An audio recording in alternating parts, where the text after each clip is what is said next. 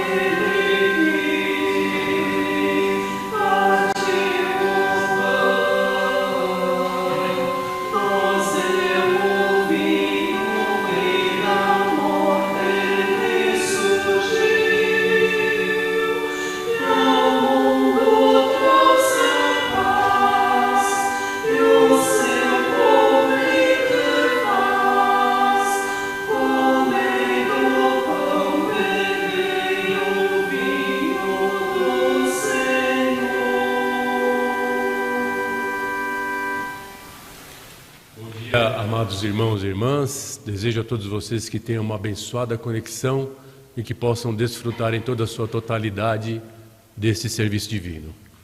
A temática para o mês de abril, ela fala do tempo da paixão, né?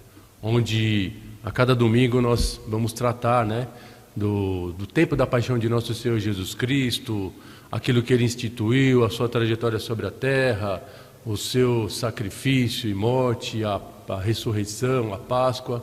Então, esse mês a temática fala do tempo da paixão de nosso Senhor Jesus Cristo. E hoje, como o primeiro serviço divino de abril, no domingo, né, nós tivemos o serviço divino na quarta-feira, dia 2, mas no primeiro serviço divino de domingo, tem como um tema muito importante, este é o meu corpo. E como uma mensagem, um fio condutor para o serviço divino, para que nós possamos entender a que caminho quer nos levar o serviço divino, fala acerca da Santa Ceia. Na Santa Ceia, nós participamos do corpo e do sangue de nosso Senhor Jesus Cristo. Então, este é o fio condutor para o serviço divino de hoje. Vamos voltar lá atrás, no tempo do Antigo Testamento, do Antigo Pacto, não tão atrás assim, né? Mas na época em que, depois da libertação do povo hebreu do jugo dos egípcios, eles passaram a comemorar esse dia da libertação. Eles instituíram uma festa, eles chamavam a festa da Páscoa. Era uma festa muito bonita e eles eram muito alegres, muito felizes, porque eles comemoravam isso com muita alegria, né, com muito entusiasmo, porque eles estavam livres. E eles estavam vivendo a promessa de Deus, a promessa que Deus havia dado lá no passado de libertar o povo, de levar e conduzir o povo a uma terra prometida, a uma terra rica, uma terra que emana leite e mel. E eles, naquele momento, estavam vivendo isso. Então, eles eram agradecidos a Deus por essa vitória, por essa liberdade, por essa libertação, e instituíram a Páscoa, né? E viviam isso, né? A cada ano eles realizavam uma festa muito grande, instituída como Páscoa.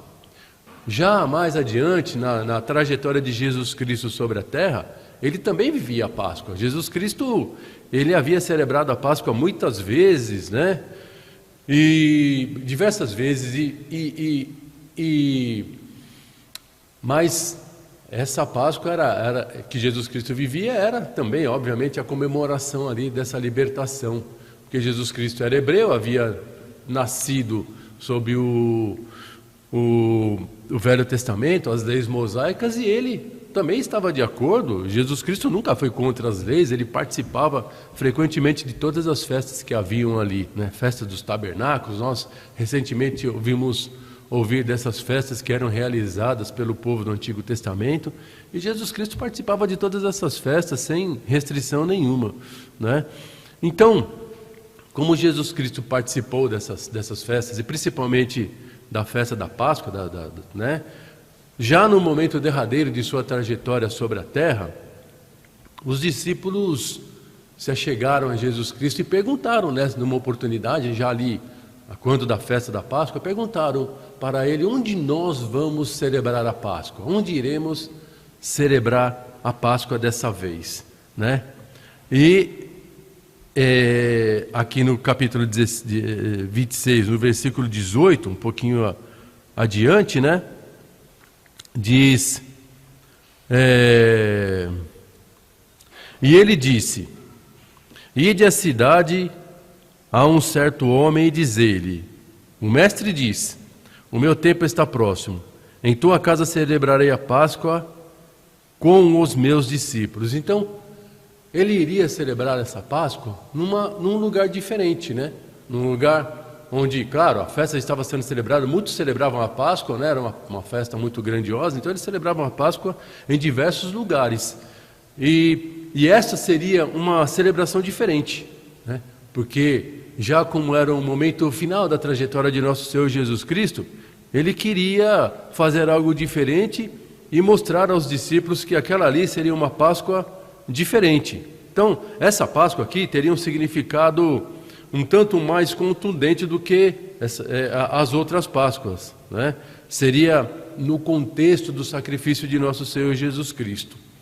Então, falamos do partir do pão, né? Se a gente voltar lá atrás, Jesus Cristo distribuiu o pão para muitas pessoas, né? Teve duas ocasiões onde Jesus Cristo ele realizou a multiplicação dos pães e dos peixes, né? No mesmo Evangelho de Mateus, em 2 capítulos diferentes, né? Capítulos subsequentes relatam a multiplicação dos pães. Em Mateus, no capítulo 14, no versículo 13, fala ali da primeira multiplicação dos pães.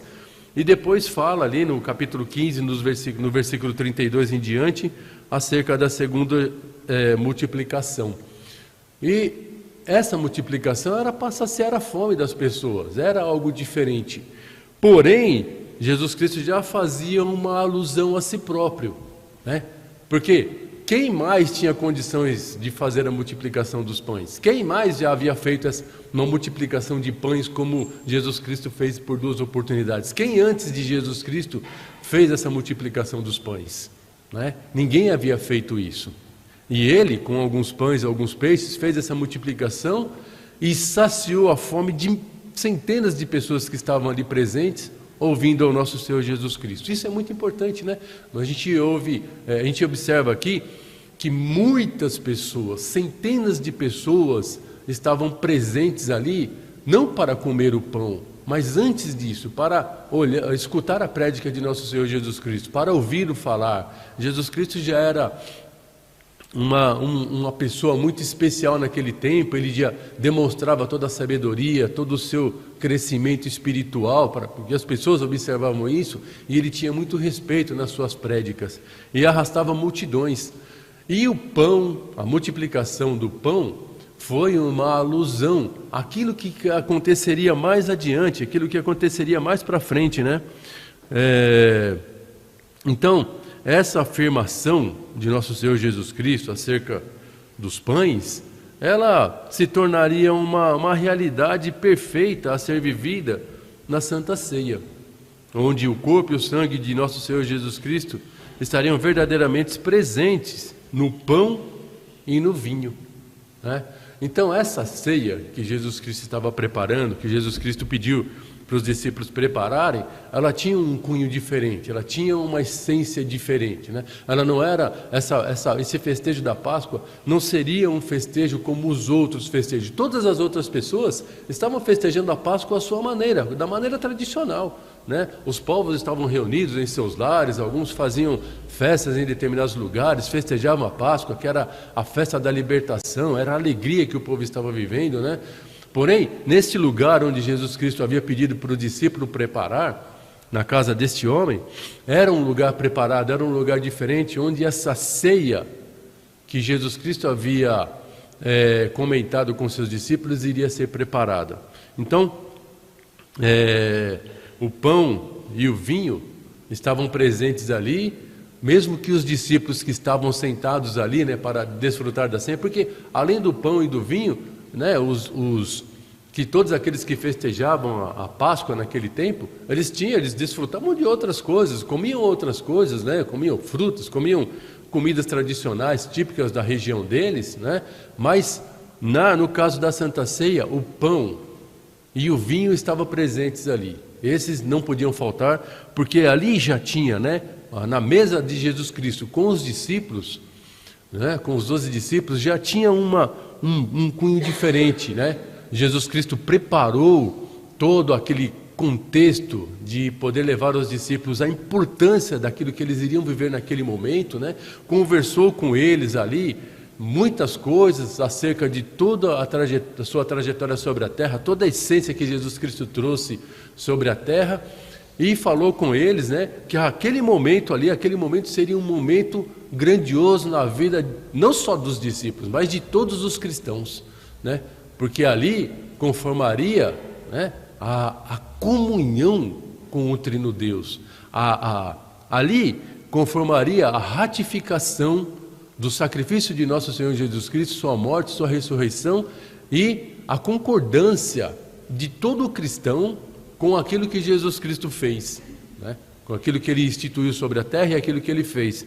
Então, o corpo e o sangue, né, o corpo, o pão e o vinho de nosso Senhor Jesus Cristo estavam representados ali pelo seu corpo e o seu sangue, né? Então, ali as pessoas, futuramente, né, claro, depois dessa instituição, futuramente os discípulos levaram isso, né, levaram isso adiante, e muitas pessoas puderam corroborar com isso, né, pós-sacrifício de nosso Senhor Jesus Cristo, pós sua morte, né? Então, obviamente, ele teve que instituir isso em vida, né? Isso não foi, Jesus Cristo não deixou para que os discípulos fizessem aquilo pós a morte de nosso Senhor Jesus Cristo. Então, é algo tão impressionante, tão importante, que Jesus Cristo reuniu os discípulos e instituiu isso em vida, na sua própria vida. Ele mesmo pegou o pão, partiu e deu para os discípulos. Ele mesmo colocou o vinho nos cálices e deu para cada discípulo para que eles pudessem desfrutar. E disse, né, comei e bebei, este é o meu corpo que é dado por vós para a salvação, para a libertação dos vossos pecados, né? Então, a última Santa Ceia, ela foi destinada a saciar os seres humanos em um sentido muito mais amplo, né? Nem todos, claro, naquela Santa Ceia, nem todos estavam participando ali, né? Porque nessa festa pascual, as pessoas estavam comemorando naquele momento a libertação do jugo dos egípcios, né? E não estavam no mesmo contexto de Jesus Cristo ali com os seus discípulos, comemorando ali, vivendo já de antemão a libertação dos pecados, a libertação do povo, a salvação do povo, né? Isso para os discípulos, talvez para que eles pudessem entender aquilo naquele momento, na grandiosidade daquele ato, daquela celebração, né? Daquele ato sacramental, era tão grande que eles ficaram muito tempo ali com os discípulos, e depois conversavam com Jesus Cristo, depois conversavam entre si, para poder entender fundamentalmente o que significaria aquilo, qual o significado daquilo, né? Porque até então eles sabiam da saga de nosso Senhor Jesus Cristo, sabiam que ele não permaneceria muito tempo com os discípulos ali. Ele já havia falado isso para os seus discípulos, e naquele momento ali, então, ele estava ratificando isso. Ele falou, vou ficar por pouco tempo aqui, então eu preciso fazer a última ceia com vocês, porque em breve não estarei mais com vocês. E os discípulos tinham que absorver tudo aquilo, né, para que eles pudessem passar adiante isso com bastante convicção para muitas pessoas que viriam depois, né, para que eles pudessem convencer as pessoas, convencer os cristãos, quando eles desfrutassem da Santa Ceia, ali deveria ser entendido como o verdadeiro corpo e o verdadeiro sangue de nosso Senhor Jesus Cristo, derramado por cada um de nós, né? Então, é por isso que essa última ceia, instituída por nosso Senhor Jesus Cristo, ela tinha um sentido muito maior, muito mais amplo, e que os discípulos tinham que entender profundamente, né? Jesus Cristo, ele deu graças, né? Ele pegou o pão, partiu, deu graças, né? Reconheceu que Deus, o seu Pai, o havia conduzido até ali, né? Em todos os sentidos, mesmo com todas as circunstâncias, né? Ele deu graças a Deus por poder estar fazendo aquilo, partiu o pão, distribuiu aos discípulos, né? Isso era obviamente uma referência a tudo aquilo que iria acontecer mais para frente, que ultrapassou todo o significado habitual, que era a festa pascual, que acontecia habitualmente em todos os lugares ali de Israel. E aqui, né, no nosso próprio texto bíblico, né, que diz ali em Mateus 26, né, enquanto comiam, Jesus tomou o pão e, abençoando-o, partiu e deu aos seus discípulos e disse, tomai, comei, isto é o meu corpo, né? Então, não era apenas pão, né? Ali não era só o pão, né?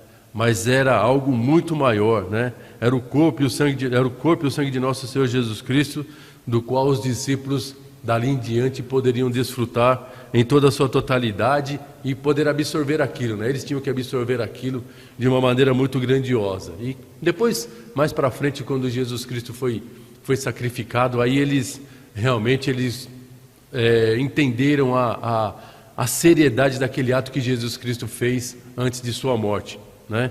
Então, ali no ato da Santa Ceia, né, daquele momento que Jesus Cristo estava com seus discípulos e instituiu a Santa Ceia, foi feita foi estabelecida uma nova aliança por Jesus Cristo, né, por intermédio de nosso Senhor Jesus Cristo. Aqui diz assim: porque isto é o meu sangue, o sangue do Novo Testamento, da nova aliança, que é derramado por muitos para a remissão dos pecados. Jesus Cristo praticamente concluía ali aquilo que ele veio fazer sobre a terra, né? Ele não veio só colocar palavras bonitas, palavras que o povo pudesse entender, oferecer ajuda, oferecer cuidado, curar, sarar, fazer com que as pessoas enxergassem ou algo assim, mas ele veio trazer a possibilidade da salvação, né? Vem nos livrar do poder do mal, vem nos livrar do poder do pecado, né? Num primeiro momento sim, num outro momento Jesus virá para nos salvar. Então as etapas do plano divino de salvação do nosso Trino Deus, elas vão se concluindo aos poucos, né? Então na Santa Ceia, para nós cristãos, nós temos que ser muito conscientes desse significado.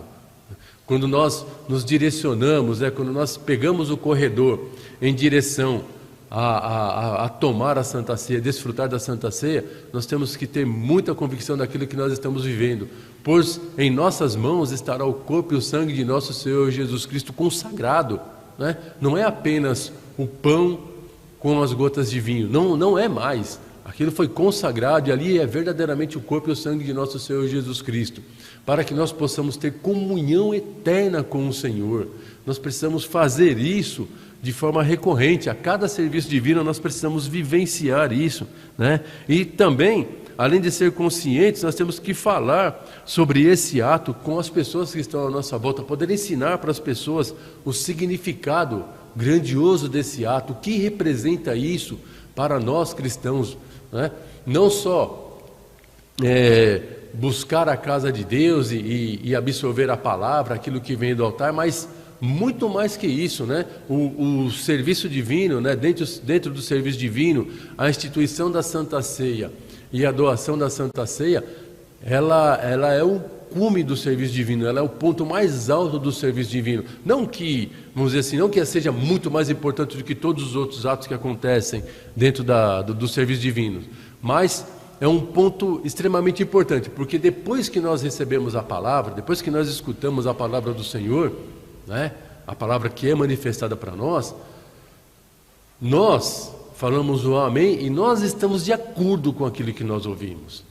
Nós não podemos pensar de forma diferente daquilo que ouvimos em uma só vírgula.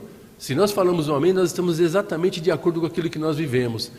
E quando nós celebramos a Santa Ceia, quando nós vivemos ali a comunhão com o Senhor, nós, de uma forma assim, muito ampla, nós que vamos corroborar com aquilo, né? Não só nós vamos tomar o corpo e o sangue de nosso Senhor Jesus Cristo, que limpa a nossa vestimenta, nos torna livres de novo, né? Deus não vai, né, no julgamento, como nós ouvimos alguns serviços divinos atrás, lá no final do ano, no julgamento, Deus não vai abrir o nosso livro lá e vai falar, olha só quantas coisas você fez de errado, né?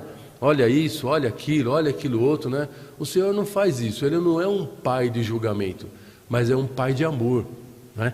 Então, quando nós nos predispomos a estar de acordo com aquilo que rege a palavra de Deus, com aquilo que rege o Evangelho de nosso Senhor Jesus Cristo, com tudo aquilo que Ele deixou durante a sua trajetória sobre a terra, nós reafirmamos aquilo que Jesus Cristo fez e estamos de acordo exatamente com o seu sacrifício, né?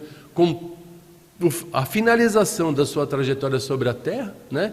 Com o ato da Santa Ceia, depois seu sacrifício, morte, sua ressurreição, que exatamente está interligado com a ceia que ele pôde instituir com os seus discípulos, né? E aí, depois desse acontecimento, os discípulos realmente puderam entender qual era o propósito de nosso Senhor Jesus Cristo, mostrar para eles ali naquela grandiosa mesa que aquele ali era o corpo e o sangue de nosso Senhor Jesus Cristo consagrado. A hóstia, né, o pão e o vinho representaria o corpo e o sangue de nosso Senhor Jesus Cristo. Então, isso para nós cristãos tem um significado muito amplo, um significado gigantesco, né?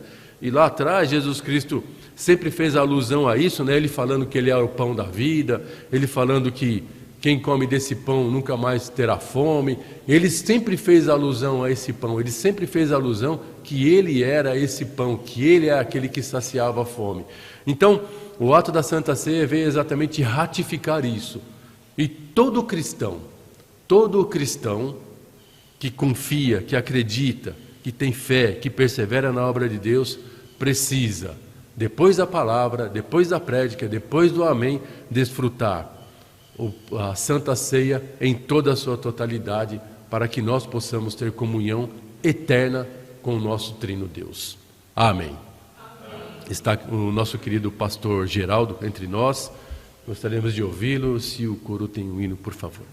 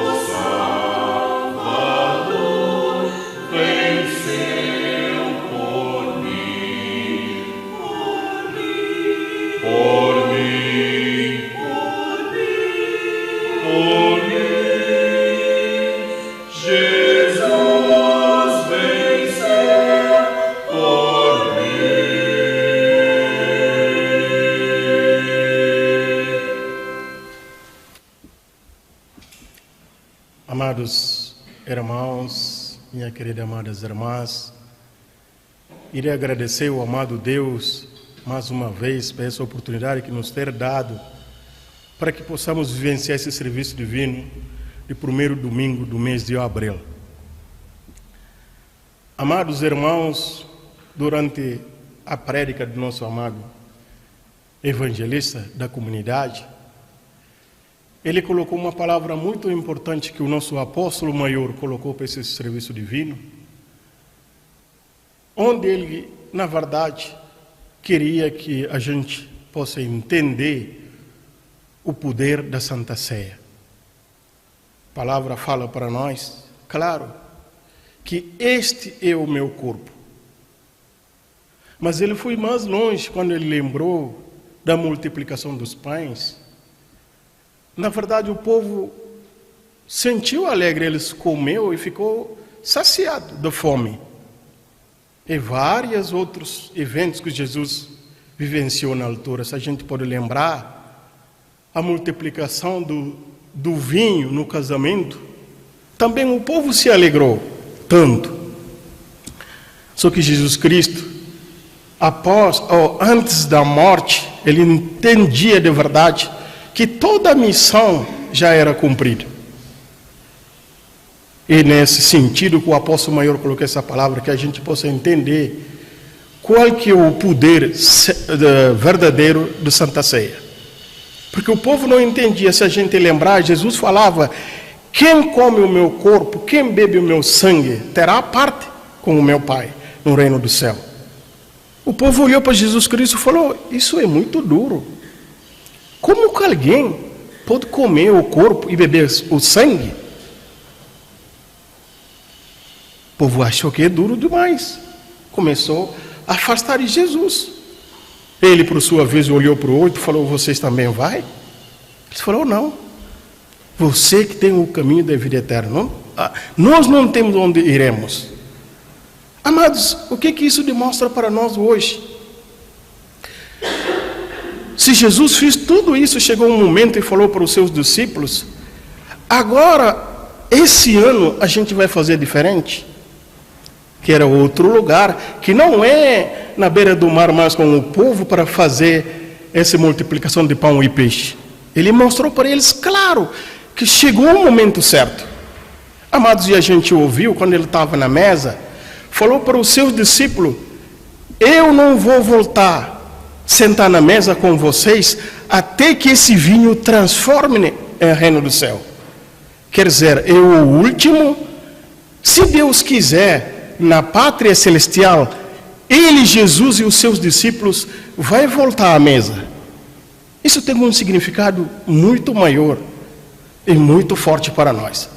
Por isso, amados irmãos, o nosso apóstolo maior quer que a gente tenha esse reconhecimento, saber, mesmo nós vivos, também os que estão na outra margem, têm parte ainda com Deus, muito, por causa da Santa Ceia.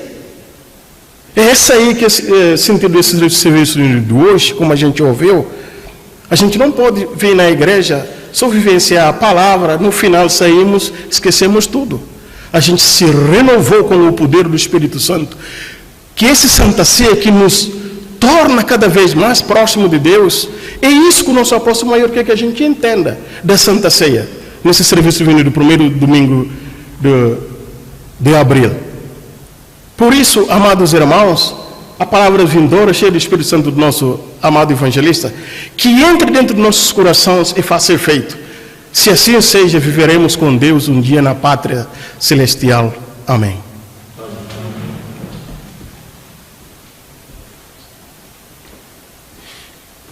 Amados irmãos, o querido pastor Geraldo lembrou muito bem de um evento que aconteceu com Jesus Cristo, quando ele, já de antemão, tinha dito para os discípulos, para aquelas centenas de discípulos que estavam reunidos e que já haviam comido do pão dele na multiplicação por outras oportunidades, ele não disse assim, quem não comer do meu pão e não beber do meu vinho não terá parte comigo.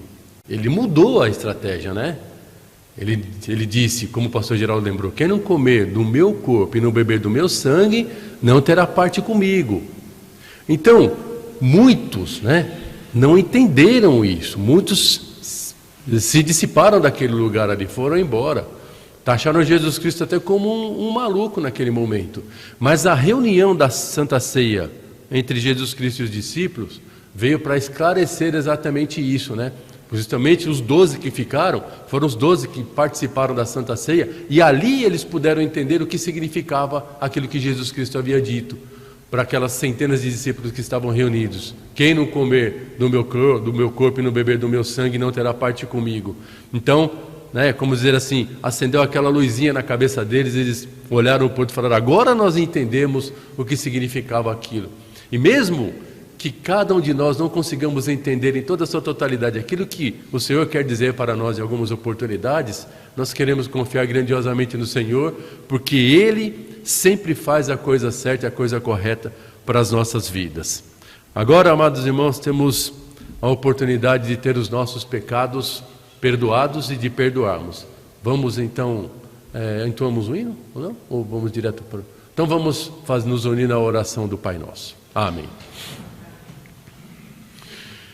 Pai nosso que estás nos céus, santificado seja o teu nome. Venha o teu reino, seja feito a tua vontade, assim na terra como no céu. O pão nosso de cada dia nos dai hoje, e perdoa-nos as nossas dívidas, assim como nós perdoamos aos nossos devedores.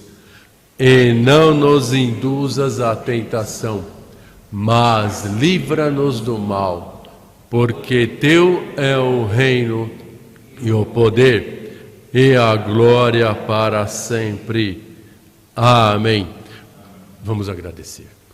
Querido e bondoso Pai Celestial, Quão grandiosa bênção nos tem dado, quão grandiosa graça o Senhor tem concedido a nós, nesta hora onde tem também colocado em nossos corações a força da Tua Palavra, para que possamos entender grandiosamente qual o sentido e o significado de poder não só desfrutar da Tua Palavra, mas também desfrutar da Santa Ceia, onde o corpo e o sangue do Teu Filho Jesus Cristo está presente verdadeiramente, onde na consubstanciação isso se transforma, Pai. O pão e o vinho se transformam, e assim temos comunhão eterna com o Trino Deus. Pai, ajuda-nos a entender e a compreender tudo isso. Ajuda-nos a colocar em prática também no nosso dia a dia. Ajuda-nos a nos encontrarmos quando nós nos encontrarmos com as almas que estão sedentas, que estão famintas por esse pão, por esse vinho, para que elas possam ter o coração aberto, para que elas possam entender realmente o significado disso. Ajuda aqueles que estão afastados da Tua casa a poder retornar. Ajuda aqueles que muitas vezes trocam esse momento dos serviços divinos por outras atividades, outros entretenimentos, para que essas almas, Pai, elas entendam grandiosamente que esse período na Tua casa é de extrema importância para a nossa salvação. Ajuda os Teus filhos, ajuda a humanidade, coloca no coração de cada um que devem se voltar ao Senhor, a um Deus de amor, a um Deus de cuidado, a um Deus de paz, a um Deus que ama aos Teus filhos, a Tua criação de maneira incondicional.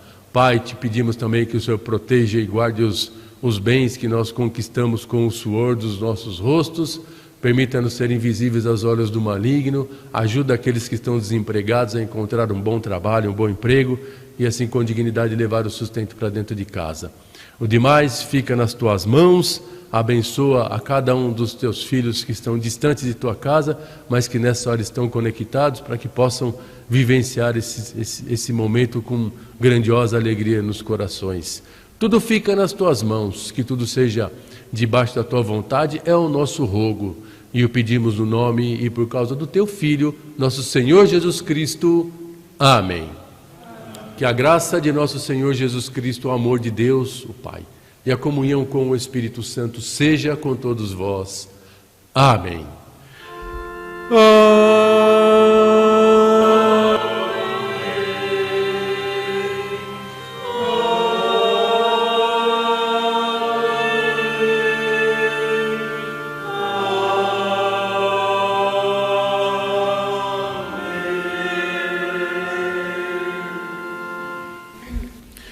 Tem um hino?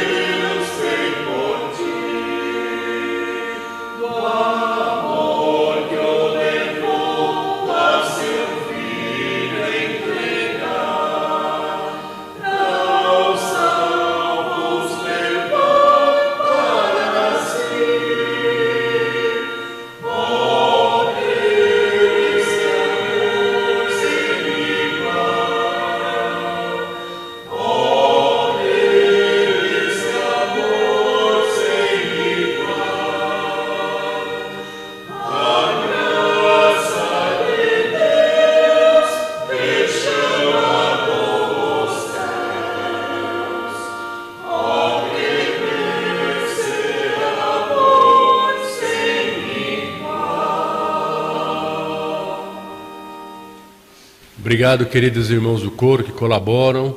Nossos agradecimentos a vocês, agradecimentos aos irmãos da técnica que também fazem um trabalho muito bonito para que a palavra possa chegar até cada um de vocês.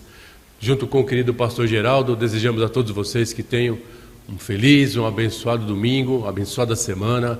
Até a próxima oração e até sempre, queridos.